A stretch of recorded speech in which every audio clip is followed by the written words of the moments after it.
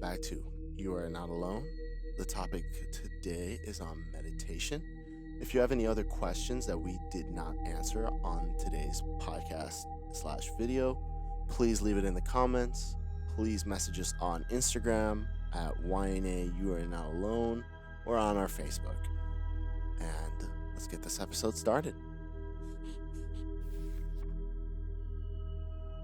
The person who really knows a lot more about meditation here is Mr. Will Black right over here.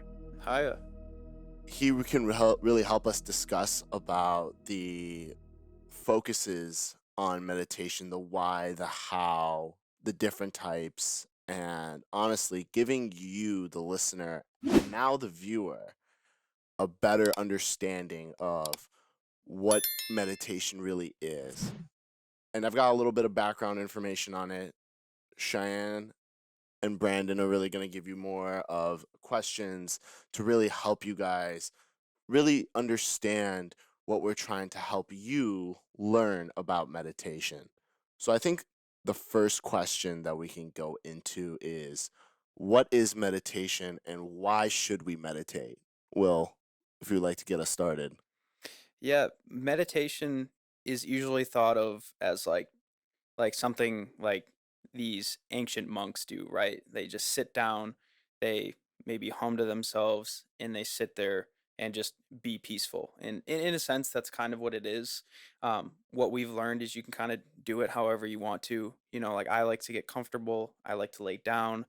I will play some type of resonance frequency and I will think or try not to think about whatever I'm meditating about this day. And Sina, you talked about your way of doing it is walking out in nature. Yeah. So with meditation, the issue is, I believe, that today we really think it's the crossing your legs, sitting and umming. The Buddhas, just the way how they meditate is what meditation is, and what I've read is that that is one form of meditation, but there's many different forms of meditation. My form of meditation is walking through nature. I really enjoy just being in a peaceful state of mind, hiking new trails. It really just allows my mind to come to a sense of peacefulness, and that's what meditation really is. So if I could describe anything as what meditation could be, it's a feeling of peacefulness at the end. It's stop thinking and stop allowing the ego to continue having the thoughts in your head and being at a full what how would you describe it, Will? A full peaceful standing, peaceful awareness of just what you're going through, what you're feeling, and just understanding not only about what's around you, but what's going on inside of you and inside of your head. Yeah, like I like to think about it kind of like an onion. This outer shell is how you're feeling. Maybe you're feeling depressed. Maybe you're suffering from drug addiction, alcohol addiction, anything of that sort. And as you cut away these layers, thinking about inside yourself, why am I feeling this way? And then you go deeper, and why am I feeling that way? And you keep getting deeper until you get to the core of something you really want to focus on, and it really gives you that ability to understand what is the core root of the problem that you're going through. It's not just I feel depressed, it is now this is why I feel depressed, and it lets you better address that situation on your own rather than just going day by day feeling depressed. Now you know why, now you know how to take action on it. And it's kind of how I think to it. It is just reaching that point of where you can actually see what the overarching problem is and how to fix it. So let me ask you two, Cheyenne and Brandon, on your thoughts of meditation. Cheyenne, what really got you interested into meditation? What would bring you more into meditating more often? And what could we try to help you guys understand a lot more about what meditation really is? Well, like you guys said before, like I used to always think that meditation was just like sitting down and being in a relaxed state of mind and doing like the but the more that I hear you guys talk about it, it just seems to be much more than that. And for myself, I would have to say that if I wanted to be more at peace or a little bit less anxious, then that would be something that I would do. Um Most of the times though, like I'm pretty mindful and I try to not overthink too many things and really just look at them from a perspective that is not of my own ego, I would say. Um, but I do want more of an understanding of what it could really bring out of somebody that they maybe have not yet tapped into. I think the main focus, as again with this whole podcast, is the understanding of mental health, trying to help people get a better perspective on what's going on inside their head, a better perspective of different disorders, and a better perspective of things that you can do in your life to not only better your mental health, but honestly gain more of a self awareness of who you are. And with meditation, I think the most powerful thing about meditation, and Will, you can jump in whenever you're ready, is trying to understand how meditation can help your mental health and how performing these kinds of peaceful meditative experiences, how can something like this really help somebody with depression, anxiety, or anything that they're going through? If you could, do you have any feelings of how the viewer and the listener could really understand how using meditation could help better their mental health? Yeah, it's kind of like what I said about before, but I'll kind of go like deeper into it. So usually with you know, problems, say drug or alcohol addiction, you are suppressing certain feelings. And that is the idea. The entire idea is to suppress those feelings. You don't want to deal with it. You just want to get by, then until you take your next drink, your next dose. With mindfulness and meditation, you are directly addressing those problems and acting on how to fix them. And not just with, feeling depressed. It could be anxiety related. It could be anything. You might even just feel stuck in life right now. But taking that step to begin meditation, which is a very slow and hard process because it's something you have to stick with before you start seeing results, it leads you just ultimately to feeling better because maybe, like I said, maybe you're stuck somewhere in life, but that first step of doing meditation can curb some of that anxiety and depression. And you can now genuinely tell yourself that you are acting towards bettering yourself, even if you've just taken the smallest step. And that's some of the hardest parts with meditation is that it takes a long time to see results. You can meditate every day for 3 months and you maybe are just now beginning to see the benefits. And that's, hard for people. People are used to that instant gratification, and that usually curbs people away from meditation. So, when it comes to the main focus of trying to really help people understand why they should meditate, what got you into meditating and what could really help the listener, the viewer, try to really help them find out why they should even jump into meditating? Like, why is it something that we do? I was just a very hard-headed person as an individual. Um, I kind of thought like, and I feel like a lot of people go through it. It's kind of like you think you're above everything, you think you know everything.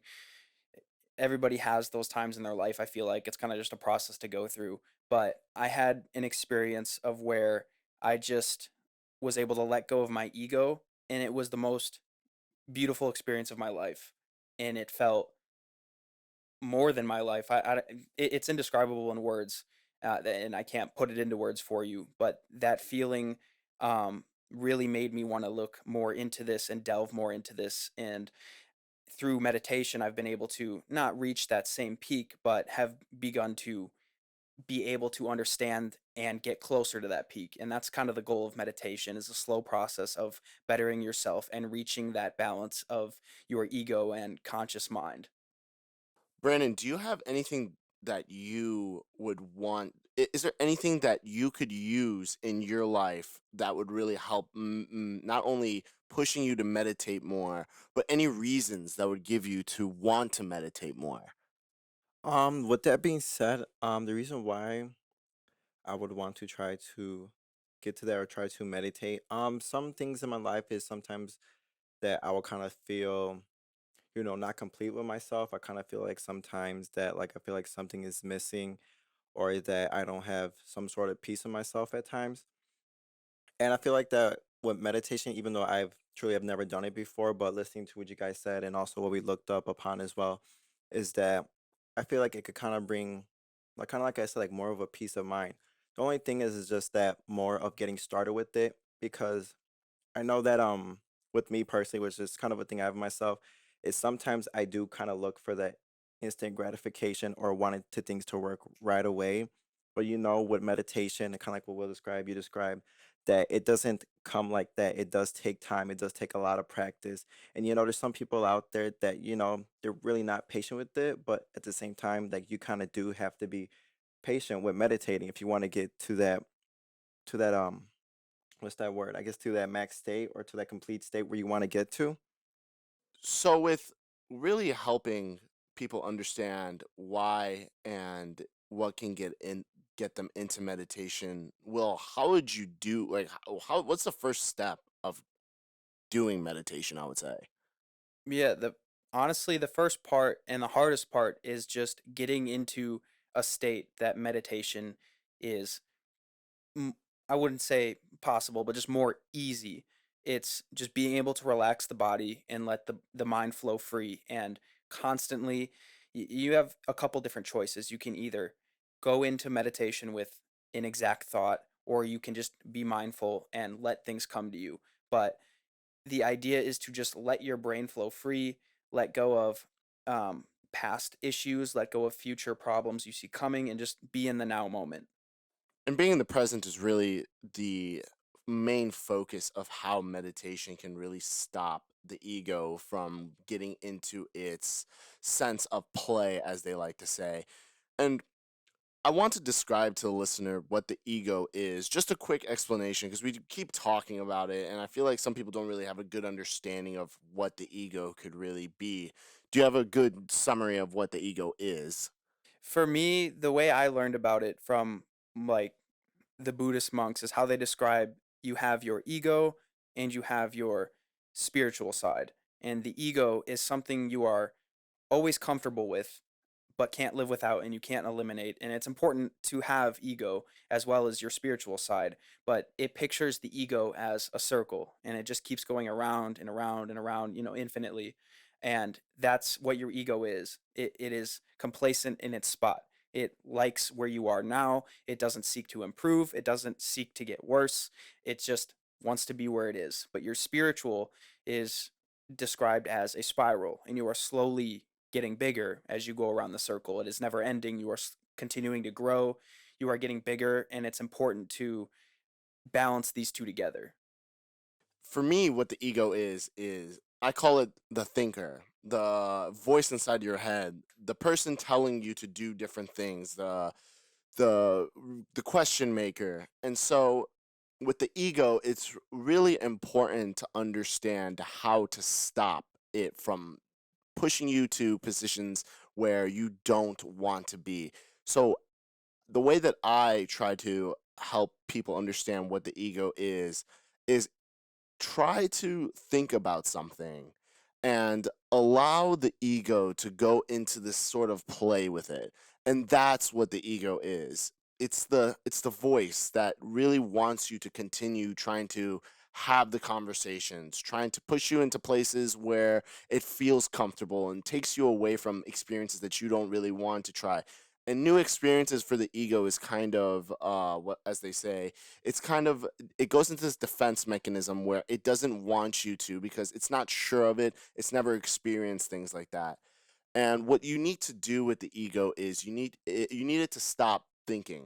And that's the hardest thing, I think. Meditation really is, in my focus and in my opinion, is shutting the ego off and allowing free flow and free thought come in without any motivation to think, any feeling to think, and your emotions are kind of like set to the side as well. You don't really feel anything, but you feel this peace of mind, which is the most beautiful thing I think Yeah, I've it's ever that's experienced. just the hardest part because after that goes out of the way, that's when you can really start meditating.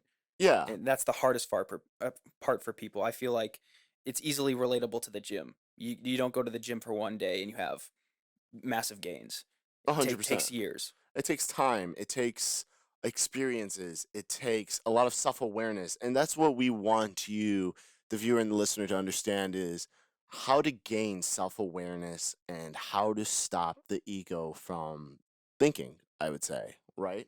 Yeah, and it like brings me back to a conversation we had before where you said that everybody needs that kind of balance of their ego in their life. So to you, like what would be the right amount? Because I know meditation in general is just a balance of your ego and the negatives and the positives of it. For you, like, how would you say would be like, what would you call too much of suppressing that ego, and what would be too much of not doing that? Because obviously, it also depends on the type of life that you wanna live. Like, you can be like a monk, or you could be a, a hermit just living out and about, and you don't really have the same values of life as other people. Whereas like somebody who's trying to fit into today's society, are just out in the open world with each other, communicating with each other. Like, how can they bring that balance in? What's too much? What's too little? I think so. Let's start with extremes on both sides. The extreme side of full meditation and full self awareness with no ego is kind of what a life a monk lives, right? A Buddhist lives. They live in very in these temples where they all they do is meditate. They bring a lot of self-awareness, they bring a lot of focus. There's a lot of other things that they do as well. It's not just meditating, but the main focus of it is to bring full peace full peace to themselves, a full self-awareness. And then let's look at the extreme of the ego. So I would look at the extreme of the ego being someone who is so fully into society that meditation is just not even a thought. Peaceful self-awareness is not a thing. Spiritual awakenings doesn't exist to them. And it's kind of allowing the thinker to gain whatever it wants, giving the ego everything that it could possibly need, not trying new experiences, not allowing yourself to go out there and really understand that there's more to society than just working. There's more to society than your friends. There's more to society than just experiencing little things in life.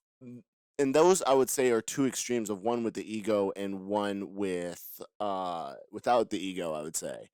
And so what you need in life is a balance. And it's like a tipping scale. If you look at it, one side, if you give one side more than the other, the negatives and positives switch completely. But if you can give a full balance of the ego, not allowing the ego to fully think and not giving it its full control, but also not you don't and it's kind of sad to say this and I don't want to come off and be like don't meditate like forever, Yeah. like don't become a Buddhist, don't become a like you're more than welcome to if that's something that you really want to find out about yourself. Like that's definitely something powerful. And I'm also not saying that giving the ego full control is a bad thing. It has its pros and cons with everything in life. Everything comes with pros and cons, and you just need to figure out the balance of what's enough. And for me, like for my meditation, I go on hikes. I love being in nature. I think the power of that nature and the energy that nature gives off is just absolutely breathtaking, beautiful. And it's free, Like you don't have to pay anything to just go for a hike, or for a walk. And so that is what I really enjoy the most about my level of meditating. I still try to be a part of society 100%, but I also try to take myself out of society and try to enjoy more of a peaceful spiritual awakening with not only because I feel like at some points in life you get so focused with everything going on in your life, whether it's work, whether it's your friends, whether it's the drama, whether whatever your family, whatever it is, I feel like sometimes as humans we get so lost in our brains that we never find the shut offs. Like we never are just like turn off. Too lost in the Mm. sauce. Too lost in the Yeah. sauce. Like you can say that, sure. Uh and I've been there and I feel like a lot of people have been there. And Everybody's been there. right, and I feel like once you get overwhelmed to the point, that's where the balancing comes into such an important factor because if you don't balance it, if you don't allow yourself to shut off sometimes and go for peaceful walks and go for more self-awareness, you kind of are going to go down in a spiraling direction. I don't know, Will. If have you ever felt like in a point of your life where everything was going wrong, it felt like you were spiraling down, depression is hitting you in the face, anxiety is punching you left. What did you do to help really understand that meditation is the thing I need to be using. I need to meditate more. This is something that's really good for my mental health. For me, the meditation thing really opened my eyes to a new way of approaching problems. And kind of like how I said before with any other types of substance abuse, it's usually to block those problems out. You don't want to think about it. And that helps in the moment, but overall, you are not improving. You're stuck in that ego, that circle. You are not rising to that spiritual side of you and creating that spiral where you are constantly improving yourself. And once you reach that spiral, which meditation for me is what got me to that point of being able to balance the circle and the spiral, or the ego and the conscious, to improving my life and not just covering something up and going day by day, keeping it covered up and not thinking about it. It's hard. It's very hard to think about those things that may have brought you down to the bottom of that pit. But the only way to improve things and get better is to address those problems directly and understand exactly what those problems are, because they may look different on the surface but maybe arising because of something else. And the only way that I found to get to that point was through meditation and being able to look at things completely from myself on the inside and cutting those layers deeper and deeper and deeper until I get to that core point of this is what I need to fix. Then I can move on to that next layer. Back, I can work my way back up. I can fix this layer, then I can repair this layer, and it keeps going until you are creating new layers. Kind of like how I think about it, like a mental shield. Like, now things are getting harder again, but you've already understood how to address these problems, and you can now address them quicker and fix them quicker. And it makes life a little easier having this understanding that your ego is repairable. And with the ego being repairable, did you ever feel like in a moment where the ego was in full control of like everything that you were trying to do, and you used meditation to really help you shut the ego off? But I feel like a lot of people try to grasp meditation as this thing that, again, like we talked about, like the humming and the focus. But with meditation, how did you get better at it? Because it's not something that you can just easily just get good at, right? Like it takes time. But how did you get better at it? Like, was it more practice? Was it more reading? Was it understanding yourself more? Or was it more of just like, again, more practice, and all you did was just do more meditation? It's kind of all of those things. I mean, firstly, you are going to get out of it what you put into it. If you do not believe at all that this can help you, it won't. But on the other hand, if you believe that it can help you, it will slowly start to help you. There's a lot of books in business that go along the lines of "you are what you think," and that aspect comes into play with meditation. Even you can talk to yourself about it, but thinking positive makes you feel more positive. It's just at what level of positivity are you thinking about, or what level of negativity are you thinking about. For me, what I usually do is, when I first started, I had no idea what I was doing. I was lucky enough to have that experience where I just my ego was gone. I went through this beautiful piece of life, and that's what got me really interested in it. So right off the bat, I was already pretty interested in it. Did it happen again? No, not for a long time, and even to that degree it hasn't. But what I would do is, sessions were usually 20 minutes. I would just lay down, for me, it's getting comfortable, putting on headphones, wear like a sleeping mask to block out the light, and playing some resonance frequency. For Sina, it's walking through nature. Everybody's a little bit different. And first off, it's finding what works for you the best, or what you think will work for you the best. For me, it's laying down, getting completely relaxed, and I would repeat that process, and my mind would be drifting all over the place. And that's okay. That's going to happen for the first it's different for everybody. It could be years, it could be months, where you have no idea what you were doing. You just your mind is slowly going through its processes of flowing, and eventually you are able to control the flowing of your mind, before eventually you can really understand how to not switch it off, but just block those thoughts for a time, that you can actually relax and pick a specific thought that you want to focus on. Reading as well has helped me a lot in understanding exactly what you are feeling, what to act on, what to think about specifically that helps for me when I first started, and I still use it to this day, is what right before I start, it usually takes me about 30 minutes to 45 minutes to get into a deep relaxing state.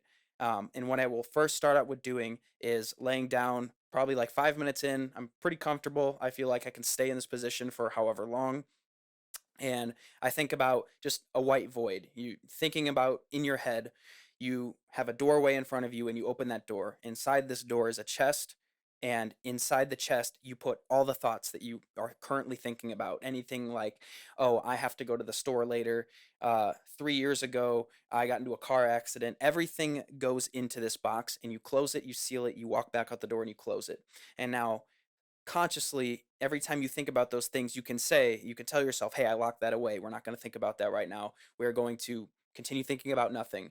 Another easy way to do that is also focus on something, usually like breathing, or like monks do. They do these ums.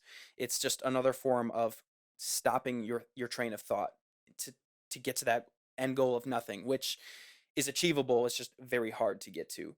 But over the years of doing it, it's become easier and easier, and it's come to the point where now I can sit there for an hour and a half to 2 hours. Sometimes I always have a goal of trying to go for 30 minutes, but some days it just goes for 2 hours. I just lose track of the time because of the way I'm feeling or the way that my thoughts are going. Some days are better than others. Some days I'm just not into it. Some days I'm really into it. But it gets a lot easier. And the hardest part is just continuing to do it. Just 20 minutes a day. And even if you can't do it every day, 20 minutes every other day, it's really just that sticking to it is what gets you better at it. The consistency. Yeah. And that's what's really important in a lot of things that we need to do more to better our mental health. Consistency, figuring out things that really help you. Meditating might not work for you. Completely understandable. But there's a lot of things in life that you can find that it can really help better your mental health. And before we wrap all of this up, Brandon, was there anything that you wanted to know more about meditating or had any initial questions that the listener or the viewer could really try to grasp more of what meditation is now that you have really understood, heard more? Is there anything else on your mind that could really help the viewer and the listener understand how to not only maybe better their mental health, but really help them understand meditation more? Definitely. This question I kind of have a little bit in my head when you guys were talking. It may sound kind of simple, but past trauma or kind of like past life, um, could that help with like try to solve unresolved issues that you kind of left in your past? So kind of like for an example, I had this story in my head that kind of never really said to people, but like, so back in like 2018, I was at pretty much like the highest of my high in my life, because I was going on a trip to Mexico with my dad to go see my tias and all them. And once when I got back, that's when kind of like my life turned a big 360. And so basically what happened, a couple of things happened. Number one, I got let go from my job. And then number two, a situation happened with someone. But during that, kind of like I kind of wish I kind of knew about meditation during that time, and I kind of wish I learned how to practice it. But I mean, that's the past. Can't really do anything about it. But basically, what happened is I went to a downward spiral, and basically, like I just didn't care in life. I didn't really care what I did or what I was doing. I kind of just went about my own business, not thinking what my actions were gonna do to myself. So I just went basically what I call like a wild path. Like I didn't care about anything. Um, I drank a lot actually. That I'm not really sad, but I did drink a lot to help suppress those feelings and to help with the pain and just trying to like not think about it and just say, oh, it'll be a next day, it'll probably go away. But then when it will come back, I wouldn't think about it again, but then it will start come resurfacing all over again. And I'll do bit back on the same routine over and over and over. And it kind of lasted for like maybe like good year and a half or so, maybe almost close to 2 years until I got to the point where like I kind of had to tell myself like I need to change what I'm doing. And the crazy thing was that even when I first started doing it, my mind was telling me to stop instantly, but I kind of just ignored it and just think like, oh, like, like what does my mind have to do to help with me? Like it probably not tell me to do the right not it's not the right thing to do because I was just so ignorant during that time. So could meditation help with those past traumas to get over it? So when you start spiraling, I feel like you start looking for paths to try to better yourself. And so once we don't find anything, we kind of get lost and try to answer our problems with other stimulants and things that actually make us feel better in the moment rather than in the long term. And I feel like meditation is more long term than short term. And so if you are spiraling and you're kind of looking for this kind of what can really help me better my spiral, I guess, and kind of pull me back up, meditation would definitely be something to look into.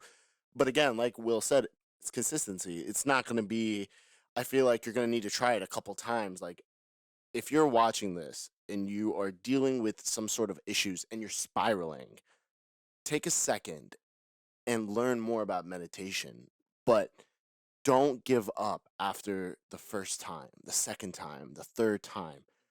Just keep doing it. Don't allow the ego to stop itself from gaining what it wants because the ego doesn't like meditation because it shuts it off. But sometimes all we need to do is just turn the lights off and just sit and relax and allow our thoughts to free flow. And there are so many videos and things you iTunes, Spotify that you can find that is guided meditation. That is a awesome first step to take is just following a guided meditation. It will tell you how to relax. He, she, whoever will guide you through it. Even if you don't accomplish your own feelings, you are getting into that state of meditation and really feeling that relaxation. And that's a beautiful feeling. And Cheyenne, was there anything that you wanted to learn that maybe you still had a question on that could really help the viewer and the listener understand more about meditation?